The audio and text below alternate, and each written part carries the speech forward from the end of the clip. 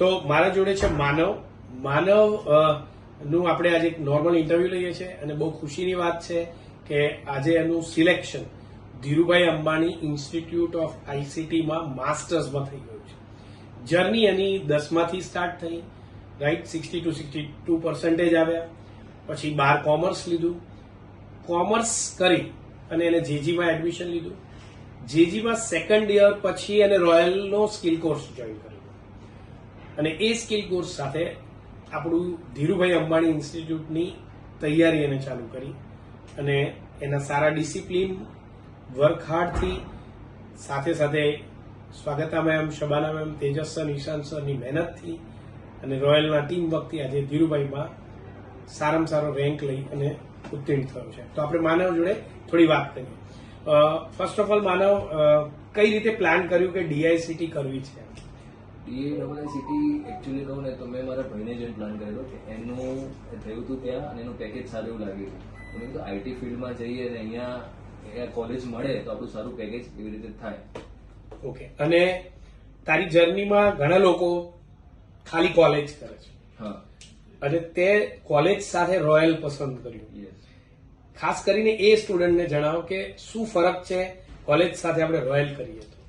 College સાથે royal કરીને તમારે સ્કિલ સેટમાં જે એક્સપોઝર મળે એ ડબલ થઈ જાય. કોલેજમાં તમને જે બેઝિક મિનિમમ લાઈક એબીસીડી કહું ને એ શીખવાડતા હશે, પણ એની આગળ તમે લાઈક લીડર કેમના બનાવે એ જ વસ્તુ રોયલ કરે. કે રોયલમાં તમને સ્કિલ્સથી આગળ લાઈવ પ્રોજેક્ટ્સમાં કેવી રીતે કેમનું વર્ક થાય એ અહીંયાથી શીખવા મળે વધારે કોલેજ કરતા. પરફેક્ટ. 12 કોમર્સ કર્યું ત્યારે કઈ વિચાર્યું હતું કે 12 સાયન્સ વાળાઓને 99 લાવવા પડે જો ધીરુભાઈ ભણવા જવું? જ્યારે તું કોમર્સ કરતો હતો ત્યારે કોઈ એવો વિચાર આવ્યો હતો કે તને ધીરુભાઈમાં આગળ એડમિશન મળશે ને એ કેમ્પસમાં તું ભણવા જઈશ?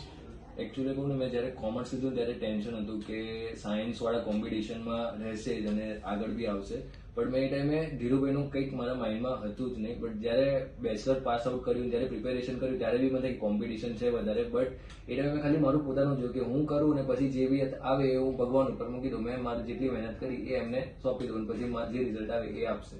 પરફેક્ટ. અને મને યાદ છે કે જયારે આપણે બેચ ચાલુ કરીએ અને બેચ એન્ડ કરીએ ત્યારે સ્ટ્રેન્થનો ફરક હોય. છેલ્લે જે 5 જણા વધ્યા હતા એ 5 જણામાંથી આ 2 જણા જોરદાર રેન્ક લઈ આવ્યા. એક પંથનો ઇન્ટરવ્યુ આપણે જોયો ને એક આ માનવ છે. આગળનું વિઝન શું છે માનવ, કે હવે ડીઆઈસીટી સાથે જોડાઈ ગયો છે તો આગળનું વિઝન કઈ રીતે પ્લાન કર્યું છે? આગળનું વિઝન એવું છે કે જે મારે ઇન્ટરેસ્ટ છે લાઈક ડેટા સાયન્સ, એઆઈ, એમએલમાં, તો એની પર વધારે ફોકસ કરીશ. અને જે ડીડીડબલજીડીમાં જે હેકાથ્રોન્સ ને બધી થતી હોય છે એ લોકો બી આપતા હોય છે અમુક એક્ટિવિટીઝ, એમાં પાર્ટિસિપેટ કરીને ક્રેડિટ સ્કોર ત્યાં અંદરનો બી હોય છે ક્રેડિટ સ્કોર, એ થોડો વધારીશ ને આગળ એક્સપોઝર લઈશ. બીજું તે રોયલ 1 વર્ષ પછી જોઈન કર્યું.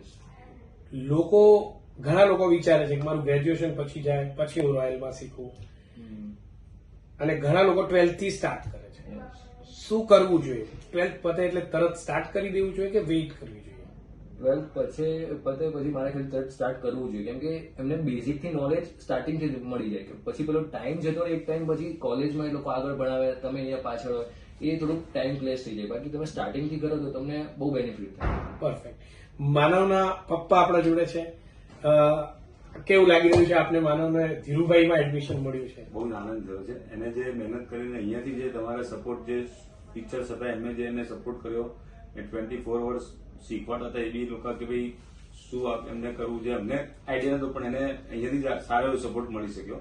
એ કન્ટિન્યુઅસલી અહીંયા ઘડી જોડાયેલો રહ્યો હતો, જેથી કરીને પ્રિપેરેશન પ્લસ શું કરવું જોઈએ આગળ એ બહુ સપોર્ટિવ રોયલમાંથી મળતું છે. તમે 4.5-5 લાખ રૂપિયા ઇન્વેસ્ટ કર્યા, શું લાગે છે પૈસા થાળે પડ્યા? સરસ. અને માનવ માટે આગળ તમે શું કહેવા માંગો છો? માનવને એટલું જ કે માનવ એની મહેનતથી આગળ આવે, એનો જે ગોલ છે, એનો જે થોટ છે એ ઇમ્પ્રુવ થાય અને કમ્પ્લીટ થાય. બસ. ગ્રેટ. તો ડેફિનેટલી પેરેન્ટ્સ એવું નથી ચાહતા કે મારો દીકરો બહુ મોટા ચેક્સ લઈને મને આપે, પણ એમના મનમાં એક જ હોય કે મારો દીકરો એના પગ ઉપર ઉભો થઈ જાય.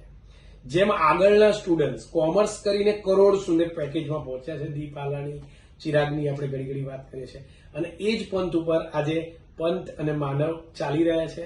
2 વર્ષ પછી એમના સાથે ફરીથી મળશું જોરદાર પેકેજ લઈને, રાઈટ? ત્યાં સુધી આપણે આગળ વધીશું. Thank you.